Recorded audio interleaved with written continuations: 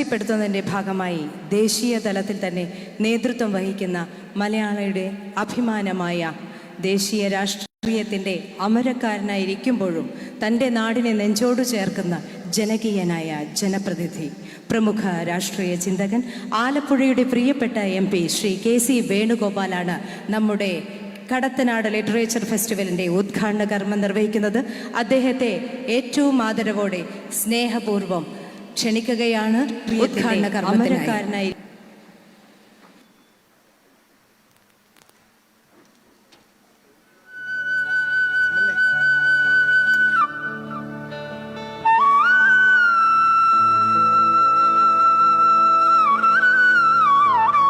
നമ്മുടെ പ്രിയങ്കരനായ ഉദ്ഘാടകൻ Shri KC Venugopal MP ഭദ്രദീപം കൊളുത്തി കടത്തനാട് ലിറ്ററേച്ചർ ഫെസ്റ്റിവൽ ഉദ്ഘാടനം ചെയ്യുകയാണ്.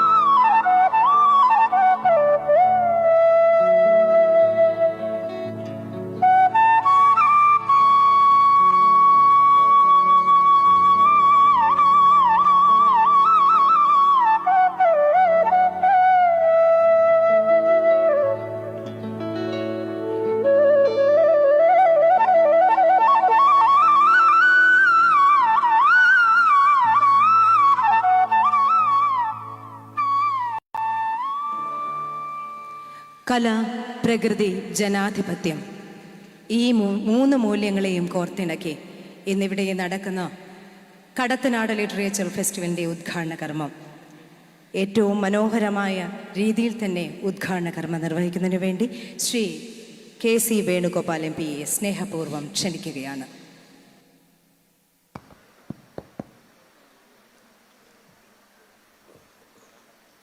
സമ്മോഹനമായ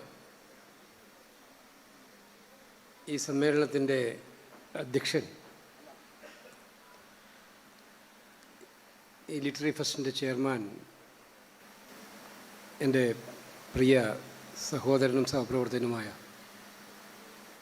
അഡ്വക്കേറ്റ് I. മൂസ, ഈ ഫെസ്റ്റിൻ്റെ ഡയറക്ടർ, കേരളത്തിലെ ശ്രദ്ധേയനായിട്ടുള്ള സാഹിത്യപ്രവർത്തകൻ ശ്രീ കൽപ്പറ്റ നാരായണൻ, ഇന്ത്യൻ പാർലമെൻറ്റിലെ എൻ്റെ സഹപ്രവർത്തകനും നമ്മുടെ സാംസ്കാരിക ലോകത്തിൻ്റെ വിലപ്പെട്ട സംഭാവനകളിലൂടെ ശ്രദ്ധേയനായി നിൽക്കുന്ന ഏറ്റവും മികച്ച പ്രഭാഷകരിലൊരാളായി നമ്മുടെ മുന്നിൽ ഇപ്പോഴും നിൽക്കുന്ന അബ്ദുൾ സമദ് സമദാനി MP, വടകരക്കാരുടെ നേരത്തെ സൂചിപ്പിച്ചതുപോലെ മനസ്സ് ഷാഫി കവർന്നെടുത്തോ അല്ല ഷാഫിയുടെ മനസ്സ് വടകരക്കാർ കവർന്നെടുത്തോ എന്നറിയില്ല. എന്തായാലും വടകരക്കാരുടെ പ്രിയപ്പെട്ട ജനകീയനായിട്ടുള്ള പാർലമെൻറ്റ് അംഗം ശ്രീ ഷാഫി പറമ്പിൽ,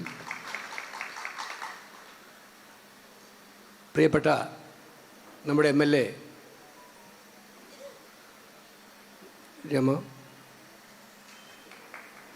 ഏറ്റവും പ്രിയപ്പെട്ട ഈ വേദിയിൽ ഉപവിഷ്ടായിരിക്കുന്ന ശ്രീ ലക്ഷ്മൺ ഗേക്വാഡ്, ശ്രീ സൗർജോ ഭൗമിക്, DCC പ്രസിഡന്റ് പ്രവീൺ കുമാർ, ശ്രീ പഴകുളം മധു, അധ്യക്ഷ വേദിയിലെ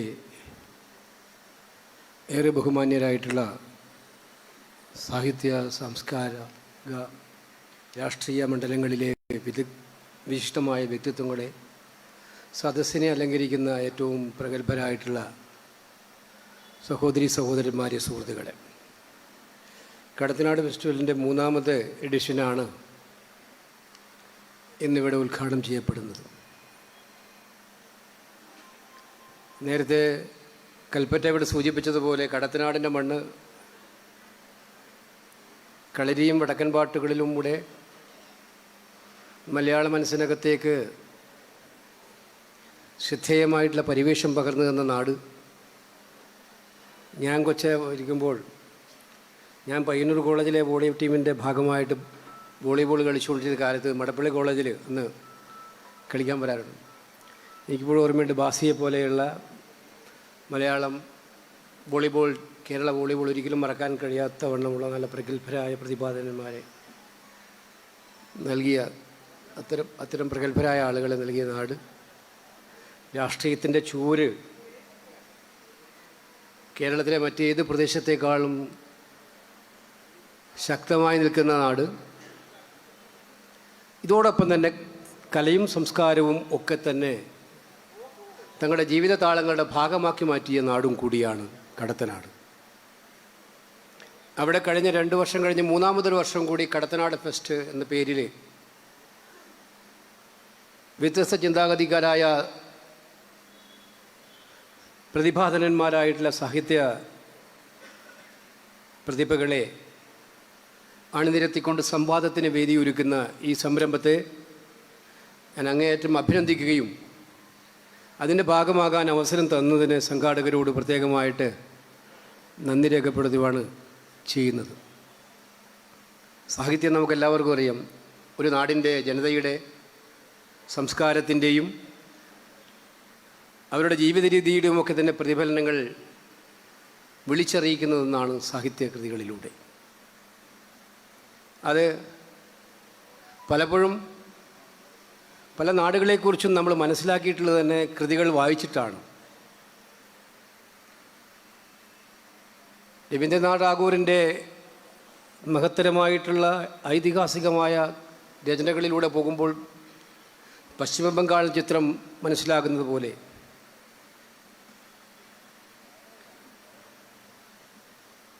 അന്തർദേശീയ തലങ്ങളിൽ പ്രസിദ്ധിയാർജിച്ച ഒരുപാട് പുസ്തകങ്ങൾ നമ്മളെ റഷ്യയിലേക്കും ലാറ്റിൻ അമേരിക്കയിലേക്കും, പാവങ്ങളെപ്പോലുള്ള പുസ്തകങ്ങൾ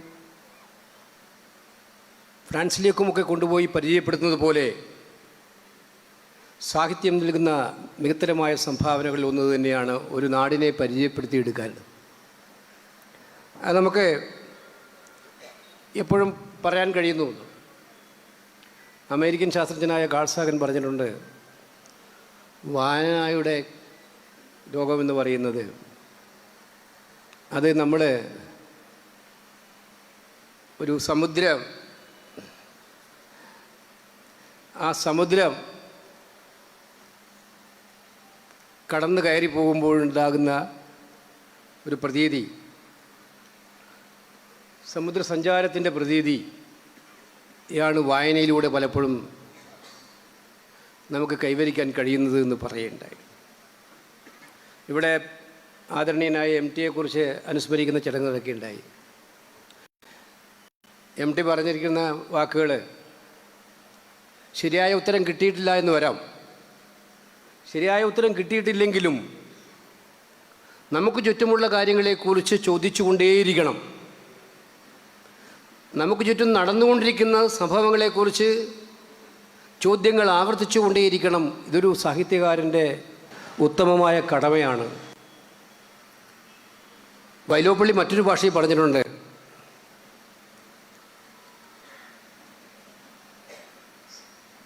ഗോൾഡൻ ഓപ്പോസിഷൻ, സവർണ പ്രതിപക്ഷം. അദ്ദേഹം കവിയായതുകൊണ്ട് കവികൾക്കുണ്ടാകേണ്ട ശ്രമത്തെക്കുറിച്ച് പറഞ്ഞത്, ഒരു കവിയുടെ സ്ഥാനം എപ്പോഴും ഗോൾഡൻ ഓപ്പോസിഷൻ ആയിരിക്കണം എന്നുള്ളതാണ്. വർത്തമാനകാലത്തെ ഇന്ന് ഈ കടത്തനാടൻ ഫെസ്റ്റിവൽ സംസാരിക്കുമ്പോൾ നമുക്ക് എവിടെ നിന്നെങ്കിലും അത്തരമൊരു ഗോൾഡൻ ഓപ്പോസിഷൻ്റെ ശബ്ദം ശക്തിയായി കേൾക്കാൻ കഴിയുന്നുണ്ടോ? തനിക്ക് ചുറ്റുമുള്ള കാര്യങ്ങളെക്കുറിച്ച് ചോദിച്ചുകൊണ്ടേയിരിക്കുക എന്ന MTയുടെ മനസ്സറിഞ്ഞ് ചോദ്യങ്ങൾ ചോദിക്കുന്നത് നടക്കുന്നുണ്ടോ? കൽപ്പറ്റ നാരായണൻ സാർ ഇടയ്ക്കിടയ്ക്ക് ചോദിക്കാറുണ്ട് ചോദ്യങ്ങൾ. സാർജോ ബൊമിക്ക് ചോദിച്ചുകൊണ്ടിരിക്കുന്നുണ്ട്. പ്രിയപ്പെട്ട ലക്ഷ്മൺ ഗെയ്ക്വാദും ആ പട്ടികയിൽ വരുന്നതാണ്. പക്ഷെ പൊതുവായിട്ടുള്ള സാഹിത്യ രചനകൾ നടത്തിക്കൊണ്ടിരിക്കുന്ന സാഹിത്യകാരന്മാരെയും കവികളെയും ഒക്കെ എടുത്ത് നോക്കിയാൽ കഴിഞ്ഞ കുറച്ച് വർഷക്കാലം സാഹിത്യകാരൻ നിൽക്കേണ്ട ജനപക്ഷത്ത് നിന്നുകൊണ്ട്, സാഹിത്യകാരൻ നിൽക്കേണ്ട ഹൃദയപക്ഷത്ത് നിന്നുകൊണ്ട്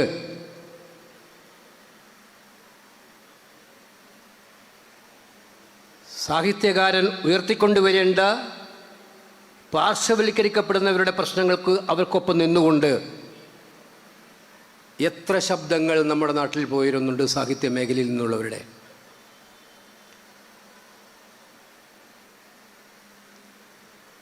അത്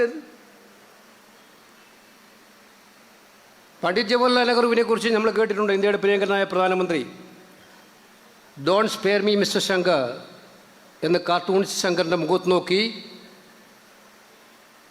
പറയാൻ ധീരത കാണിച്ചിട്ടുള്ള ഇന്ത്യയുടെ പ്രധാനമന്ത്രി. നമുക്കെല്ലാവർക്കും അറിയാം, ഇന്ത്യ ചൈന യുദ്ധത്തിൽ ഇന്ത്യ പരാജയപ്പെട്ടപ്പോൾ നെഹ്റുവിനെ ഏറ്റവും അടുത്ത സുഹൃത്തായിരുന്ന രാംധാരി സിംഗ് ദിനകർ അദ്ദേഹം അന്ന് നിശ്ചിതമായി വിമർശിച്ചു. ഇന്ത്യ ചൈന യുദ്ധം തോറ്റപ്പോൾ നെഹ്റുവിനെ നിശ്ചിതമായി വിമർശിച്ചുകൊണ്ട് എഴുതി. ഒരു ഭരണാധികാരിക്ക് കേൾക്കാവുന്നതിൻ്റെ അങ്ങേയറ്റത്തെ വിമർശനം കേൾക്കേണ്ടിട്ടായി. പക്ഷെ നെഹ്റു ചെയ്തത് അയാളെ പിടിച്ച് ജയിലടക്കുകയല്ല ചെയ്തത്, അയാളെ ബഹിഷ്കരിക്കുകയല്ല ചെയ്തത്, അയാളുടെ വീട്ടിലേക്ക് എൻഫോഴ്സ്മെൻറ്റ് ഡയറക്ടറേറ്റിനെയോ CBIയോ അയക്കുകയല്ല ചെയ്തത്.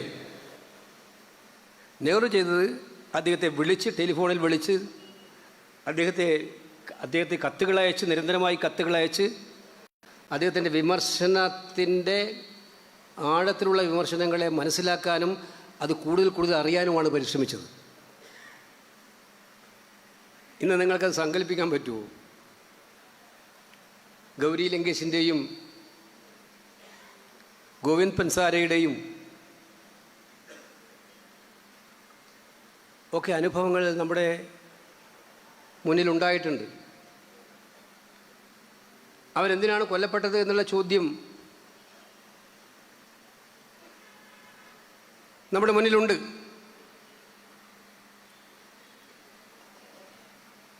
പണ്ഡിറ്റ് ജവഹർലാൽ നെഹ്റുവിനെ കുറിച്ച് ഇന്ത്യ ചൈന യുദ്ധകാലത്ത് നെഹ്റു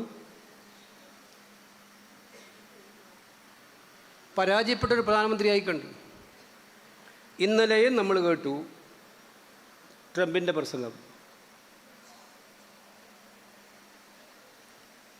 അദ്ദേഹം പറയുന്നത് കേട്ടിട്ടുണ്ടാവും ഇന്നലെ, അത് സമൂഹ മാധ്യമങ്ങളിലൊക്കെ വന്നിട്ടുണ്ടാവും. ട്രംപിൻ്റെ പ്രസംഗം അദ്ദേഹം 35 തവണ പറഞ്ഞു, ഇന്ത്യ പാകിസ്ഥാൻ യുദ്ധത്തിൽ ഞാൻ ഇടപെട്ടിട്ട് പരിഹരിച്ചതാണ്, ആരും കൺഫ്രണ്ട് ചെയ്തിട്ടില്ല. പക്ഷെ ഇന്നലെ പറഞ്ഞത് ഒരു ഇന്ത്യക്കാരൻ എന്ന നിലയിൽ നമ്മളെയൊക്കെ തന്നെ ചെറുതായി പോകുന്നതായിപ്പോയി. അമേരിക്കൻ പ്രസിഡന്റ് മൈക്കിന് മുമ്പിൽ നിന്ന് please mister Trump, I want to talk to you എന്ന് ഇന്ത്യയുടെ പ്രധാനമന്ത്രി കേൺ അപേക്ഷിച്ചു എന്ന് അമേരിക്കൻ പ്രസിഡന്റ് പറയുന്നു.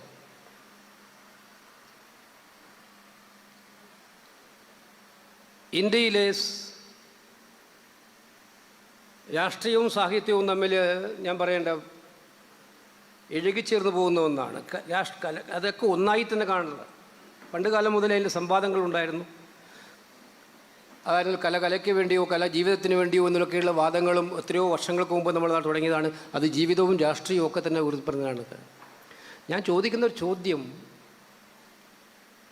ഇന്ന് ഇന്ത്യയുടെ പ്രധാനമന്ത്രിയുടെ മുഖത്ത് നോക്കി ഇത്ര ചോദ്യങ്ങൾ സാഹിത്യ ലോകത്ത് ഉയരുന്നുണ്ട്.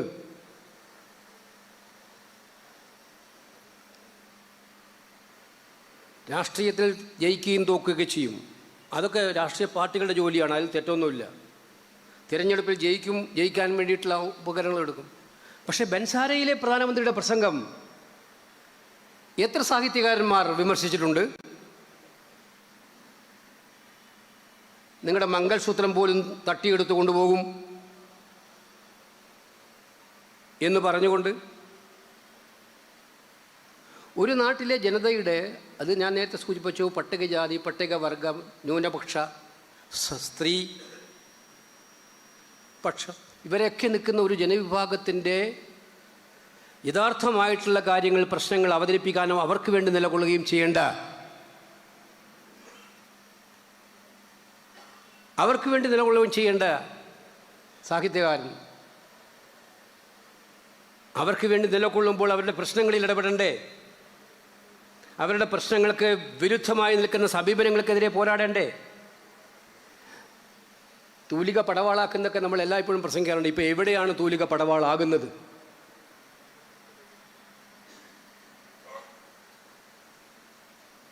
ഒരു സാഹിത്യകാരൻ കേരളത്തിൽ നിന്ന് ഞാനൊക്കെ ബഹുമാനിക്കുന്ന, ഞാൻ പേര് പറഞ്ഞതിന് എനിക്ക് വിഷമമില്ല, വടകരയിൽ പറയുമ്പോൾ എം മുകുന്ദൻ സാറിനെ പോലുള്ള ആൾ പറയുന്നത് കേട്ടോ, ഞാൻ നിങ്ങൾക്ക് അവാർഡ് കിട്ടുകയോ കിട്ടാതിരിക്കുകയോ ചെയ്യാം, പക്ഷെ നിങ്ങൾ സർക്കാരിനെ എതിർക്കരുത്.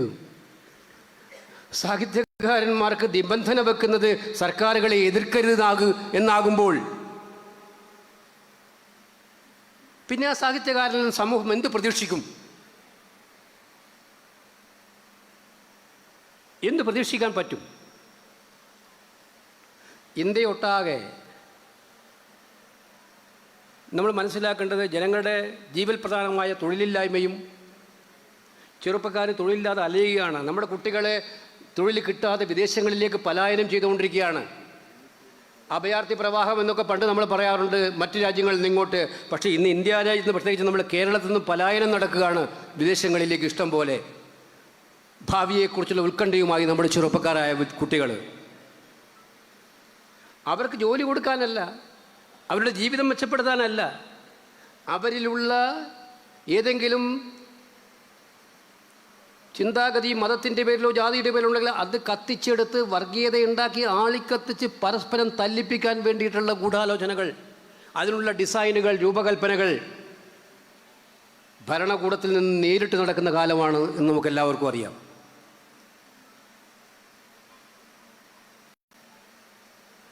മഹാനായ മഹാത്മാഗാന്ധിയുടെ ആരായിരുന്നു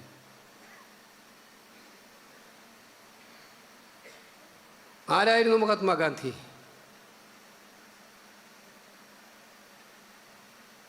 ഇന്ത്യൻ സ്വാതന്ത്ര്യ സമരത്തിനെക്കുറിച്ച് നമ്മുടെ മുന്നിലേക്ക് വരുന്ന ചിത്രം ഗാന്ധിജിയുടെ അല്ലാതെ വേറൊരു ചിത്രമുണ്ട്. ഗാന്ധി സാഹിത്യം ഒരുപാടുണ്ടായിട്ടുണ്ട്.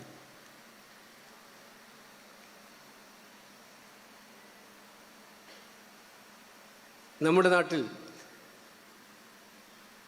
ഗാന്ധിയൻ ചിന്താഗതിക്കാർക്ക് വേണ്ടിയിട്ടുള്ള എഴുത്തുകളും ഉണ്ടായിട്ടുണ്ട്. പക്ഷെ ഇപ്പം ഗോഡ്സെക്ക് വേണ്ടിയും എഴുതാൻ ആളുണ്ട് എന്നുള്ളതാണ് വർത്തമാനകാല ഇന്ത്യ നേരിടുന്ന ഏറ്റവും വലിയ ദുരന്തം. ഗോഡ്സെക്ക് വേണ്ടി എഴുതാൻ ആളുണ്ടാകും.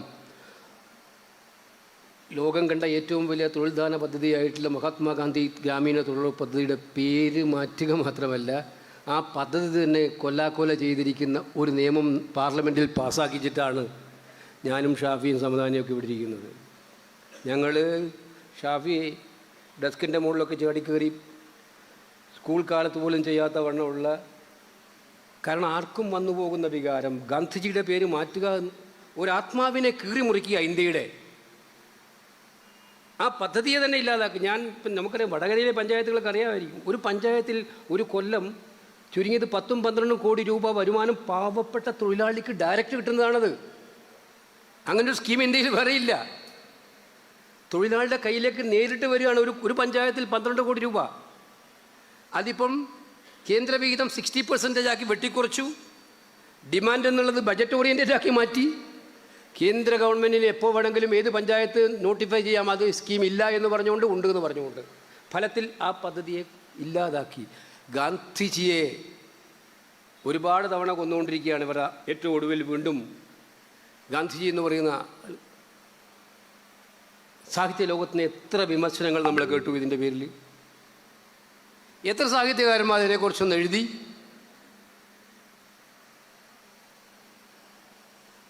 ഒരുതരം ഭയാനകമായ നിശബ്ദത ഇന്ന് സാഹിത്യ ലോകത്തുണ്ട് എന്ന് പറയാതിരിക്കാൻ കഴിയില്ല. അത് ഭയം കൊണ്ടുണ്ടായതാണോ അല്ല പ്രീണനം കൊണ്ടുണ്ടായതാണോ എന്നുള്ളത് അത് ഭയം കൊണ്ടുണ്ടായ എന്നാൽ ചില കാര്യങ്ങളിൽ അവർ വരാറുണ്ട്. നിലമ്പൂരിലൊരു ബൈ-ഇലക്ഷൻ വന്നപ്പോൾ കൽപ്പറ്റ എന്ന് പറഞ്ഞതായിട്ട് എനിക്ക് ഓർമ്മയുണ്ട്. ഒരു കൂട്ടം സാഹിത്യകാരന്മാരെല്ലാവരും കൂടെ നിലമ്പൂരിലേക്ക് വന്നിട്ടുണ്ടായിരുന്നു. ജനങ്ങൾ തിരസ്കരിക്കപ്പെടുന്നൊരു സർക്കാരിനെ എങ്ങനെയെങ്കിലും തിരിച്ചു കൊണ്ടുവരാൻ വേണ്ടിയിട്ടുള്ള ശ്രമത്തിൽ ഭാഗവാക്കാകാൻ അവർ വന്നിട്ടുണ്ടായിരുന്നു. സാഹിത്യകാരൻ്റെ ജോലി എപ്പോഴും എവിടെയാണ്? ഞാൻ നേരത്തെ പറഞ്ഞു പ്രതിപക്ഷത്താണ്. അത് പണ്ഡിറ്റ് ജവഹർലാലിനോട് പ്രതിപക്ഷത്തിൻ്റെ മുഖത്ത് നോക്കി കാർട്ടൂണിസ്റ്റ് ശങ്കർ വരച്ച കാർട്ടൂൺ അത് തന്നെയാണ് ഒരു പ്രതിപക്ഷ നേതാവിനും ചെയ്യാൻ കഴിയാത്തവണ്ണം ശക്തമായിട്ടുള്ള വിമർശനത്തിൻ്റെ കൂരമ്പുകൾ അന്ന് ഇന്ത്യൻ രാഷ്ട്രീയത്തിൽ കൊണ്ടുവരാൻ കഴിഞ്ഞത്. അവിടെയാണ് നമ്മൾ ഓപ്പോസിഷനെ റെസ്പെക്റ്റ് ചെയ്യുന്നത്. എൻ്റെ സഹോദരി രമ ഇവിടെ ഇരിക്കുന്നുണ്ട്. വർത്തമാനകാല സാമൂഹ്യ ചരിത്രം ഒരിക്കലും കണ്ടിട്ടില്ലാത്ത അതിക്രൂരമായ ഒരു കൊലപാതകം കണ്ടതാണ് ഈ വടകര. കടത്തനാടൻ കളരിയിൽ പോലും പണ്ട് അച്ചോളിയോദയനും അതുപോലെ അരിങ്ങോടരൊക്കെ ഉണ്ടായിരുന്ന കാലമുണ്ട്. 52 വെട്ടി ഒരാളെ വെട്ടി വീഴ്ത്തി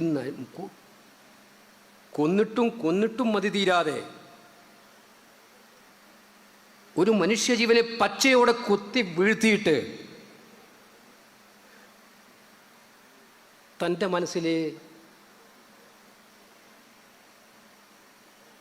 സാഹിത്യകാരൻ്റെ മനസ്സിനകത്തുള്ള ഭാവന അതിനെതിരെ ഒരക്ഷരം മിണ്ടാൻ കഴിയുന്നില്ലെങ്കിൽ പിന്നെ ആ സാഹിത്യകാരനെ ആ വാക്ക് വിളിക്കാൻ അർഹതയുള്ളവരാണോ എന്നുള്ളത് സമൂഹം ചോദിക്കേണ്ടതല്ലേ ആ ചോദ്യം. രമയെപ്പോലെ എത്രയോ പെങ്ങന്മാരുടെ ജീവിതം ഇങ്ങനെയായിരുന്നു. പക്ഷേ ഇതൊരു പ്രത്യേക ഉണ്ടായിരുന്നു.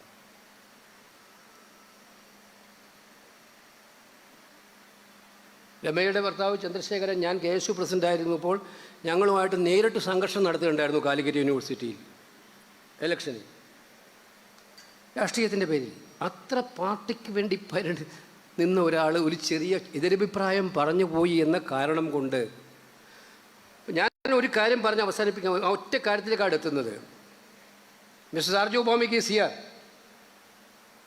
I don't know whether you know the story of her husband, Mr. Chandrasekharan. You heard about it? Your book, I read the translation of your book last 2-3 days. It is very difficult to read completely because it was 400 pages. It is there. But well-written book, one of the well-written book. ആ പുസ്തകത്തിൽ TP ചന്ദ്രശേഖരൻ്റെ കൊലപാതകം എങ്ങനെ നടന്നു എന്നുള്ളത് നമുക്ക് അതിശയിച്ചു പോകേണ്ട കാര്യമില്ല. ആ പുസ്തകത്തിലെ വിമർശനങ്ങൾ നമ്മളൊന്ന് എടുത്തു നോക്കിയാൽ he is one of the SFI activist. You have to understand. Calcutta Presidency കോളേജിൽ SFIക്ക് വേണ്ടി ഏറ്റവും ശക്തമായിട്ട് പ്രവർത്തിച്ചുകൊണ്ടിരുന്ന ഒരാളായിരുന്നു. ജേർണലിസ്റ്റായി പിന്നീട് വന്ന് തൻ്റെ ജീവിതാനുഭവങ്ങൾ തൻ്റെ പേര് മാറ്റി ഒരു യഥാർത്ഥ പേര് ആ നായകന് തൻ്റെ പേര് നായകന് കൊടുത്ത് കമ്മ്യൂണിസ്റ്റ് പാർട്ടിയുടെ വളർച്ച, അതിൻ്റെ മുന്നോട്ടുള്ള പോക്ക്, സർവാധിപത്യം വന്നു ചേർന്നപ്പോൾ തൻ്റെ ആശയങ്ങളും തങ്ങളുടെ ആഗ്രഹങ്ങളും എല്ലാം മറന്നു കഴിഞ്ഞ് അവസാനം ആ പാർട്ടി എത്തിച്ചേർന്ന് നിൽക്കുന്ന ഇന്നത്തെ അവസ്ഥയിലേക്ക് എത്താനുണ്ടായ കാരണങ്ങളെയെല്ലാം വസ്തുനിഷ്ഠമായിട്ട് വിലയിരുത്തിയതാണ് സാർജോ ഭൗമികിൻ്റെ ആ പുസ്തകം.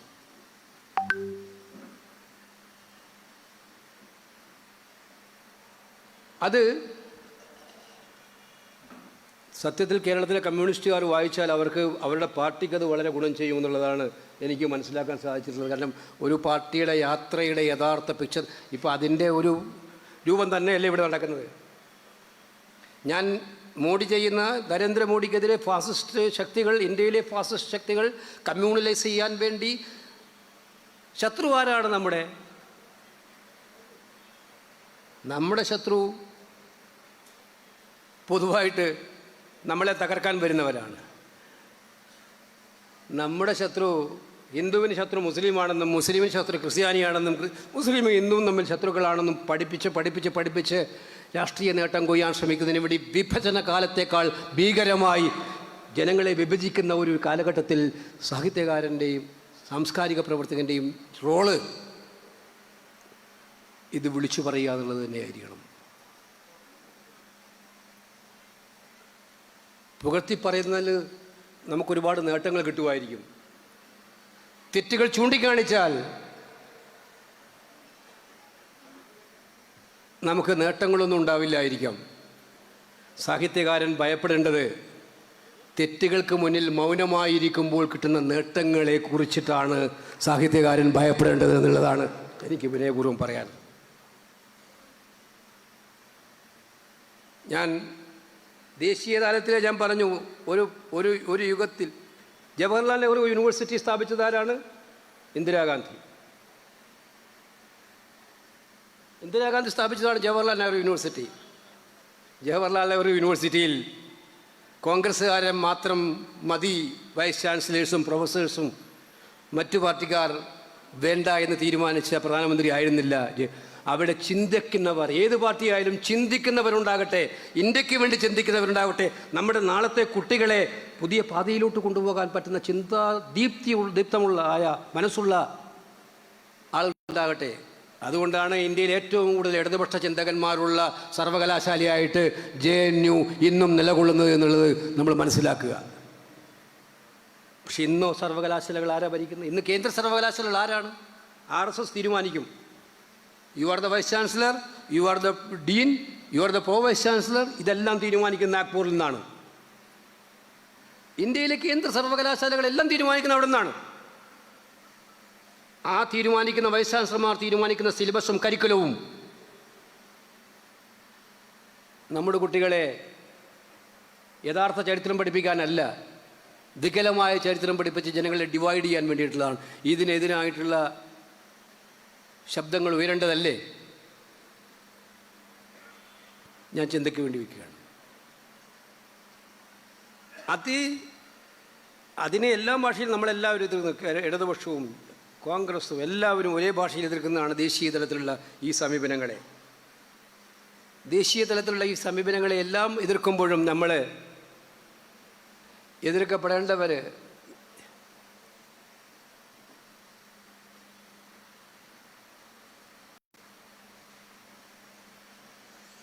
എപ്പോഴും എതിർക്കണം. കേരളവും ഇതിൽ നിന്ന് സത്യത്തിൽ ചിലപ്പോഴെങ്കിലും ചിലരുടെ പ്രസ്താവനകൾ കേട്ടാൽ ദേശീയ തലത്തിൽ സംഘപരിവാറിൻ്റെ യഥാർത്ഥ സ്പോക്സ് പേഴ്സൺമാർ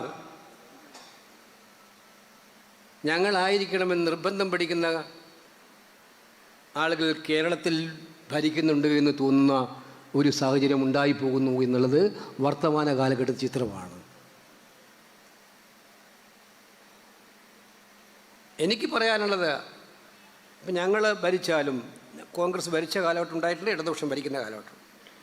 കേരളത്തിൽ ദേശീയ തലത്തിൽ കോൺഗ്രസ് ഭരിക്കുന്നുണ്ട്, BJP ഭരിക്കുന്നു. ഇപ്പോൾ ആര് ഭരിച്ചോട്ടെ, ഭരണത്തിൻ്റെ തെറ്റുകളെക്കുറിച്ച് ചൂണ്ടിക്കാണിക്കാൻ, പ്രത്യേകിച്ച് അടിസ്ഥാന മൂല്യങ്ങളായിട്ടുള്ള ജനാധിപത്യം നിലനിർത്താൻ വേണ്ടിയിട്ടുള്ള പോരാട്ടത്തിൽ ഒപ്പം നിൽക്കാൻ, ജനങ്ങളോട് അതിനുവേണ്ടി നിർത്തിക്കാനുള്ള കടമ രാഷ്ട്രീയ പാർട്ടികൾക്കുണ്ട്. ഏറ്റവും കൂടുതൽ ഉള്ളത് രാഷ്ട്രീയ പാർട്ടികൾക്ക് തന്നെയാണ്. രാഷ്ട്രീയ പാർട്ടികൾ മുഴുവൻ ആ ഉത്തരവാദിത്വം നിർവഹിക്കാൻ ത്യാഗപൂർണ്ണമായി പ്രവർത്തനം നടത്തിയേ പറ്റൂ. നമ്മൾ ഇന്ത്യ രാജ്യത്ത് ഇപ്പോൾ ബേസിക്കലായി ജനാധിപത്യം വലിയ ഭീഷണി നേരിട്ടുകൊണ്ടിരിക്കുകയാണ്. നിങ്ങൾക്കുള്ള ഏറ്റവും വലിയ ജനാധിപത്യ അവകാശമായ വോട്ട് പോലും സുരക്ഷിതമായി നിങ്ങളുടെ കയ്യിലുണ്ടോ എന്നുള്ള ചോദ്യം രാജ്യത്ത് ഉയരുന്ന കാലത്ത് നമ്മൾ ജീവിക്കുകയാണ്. ജനാധിപത്യത്തിൻ്റെ സക്രിയമായ പ്രക്രിയ നടത്തേണ്ട തിരഞ്ഞെടുപ്പ് കമ്മീഷനുകളുടെ വിശ്വാസ്യതകളെ പോലും ചോദ്യം ചെയ്യപ്പെടുന്ന ഒരു കാലത്ത് നമ്മൾ നിൽക്കുകയാണ്.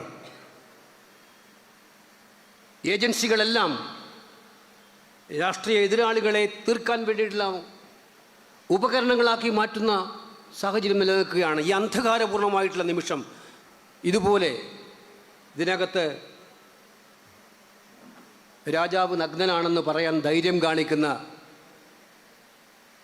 ആളുകൾ രാഷ്ട്രീയത്തിൽ നിന്ന് വരണം.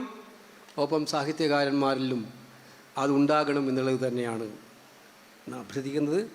അത് പറയുമ്പോൾ ഞാൻ നേരത്തെ നമ്മുടെ ഈ കൊച്ചുനാടായ കേരളത്തിലെ പ്രബുദ്ധമായ ഈ മണ്ണും ദേശീയ തലത്തിലെ ആ പാത അവിടെ അവർ ചെയ്യുന്നതുകൊണ്ട് ഇവിടെ ഞങ്ങൾക്കും ചെയ്യാമെന്ന് വിചാരിച്ച് ആ പാതയേക്കാൾ കുറച്ച് കൂടുതൽ ഉയരത്തിലുള്ള പാത ചെയ്താൽ ആ ചെയ്തത് ഞാൻ ഉറച്ചു വിശ്വസിക്കുന്നു സാർജോ ഭൗമിക്ക് ബംഗാളിൽ എഴുതിയ പുസ്തകം കേരളത്തിൽ വീണ്ടും വേറെ ആരെങ്കിലും കുറച്ച് നാൾ കഴിഞ്ഞാൽ എഴുതേണ്ടി വരും എന്നുള്ളതാണ് ഉണ്ടാകാൻ വേണ്ടി പോകുന്നത് എന്നുള്ള കാര്യം ഞാനിവിടെ സൂചിപ്പിക്കാൻ ആഗ്രഹിക്കുന്നത് മാത്രമാണ്. കാരണം അതാണ്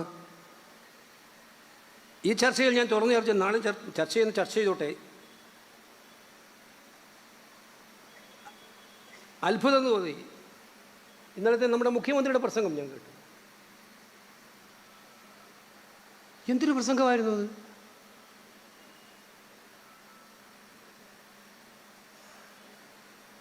നമ്മുടെ സംസ്കാരവും നമ്മുടെ സാഹിത്യവും മനുഷ്യനെ ഒന്നിപ്പിക്കാൻ വേണ്ടിയിട്ടാണ് നമ്മളെല്ലാ കാലത്തും പറഞ്ഞിരിക്കുന്നത്. അവിടെ പക, പഴയ കാലങ്ങൾ ഉയർത്തിക്കാട്ടിക്കൊണ്ട് വീണ്ടും ആ പകയിലേക്ക് കൊണ്ടുവരാൻ ഇല്ലാത്ത കഥകൾ ഉണ്ടാക്കിയെടുത്ത്, സത്യമല്ലാത്ത കഥകൾ ഉണ്ടാക്കിയെടുത്ത് പറയുന്ന സാഹചര്യം ഉണ്ടാകുന്നത്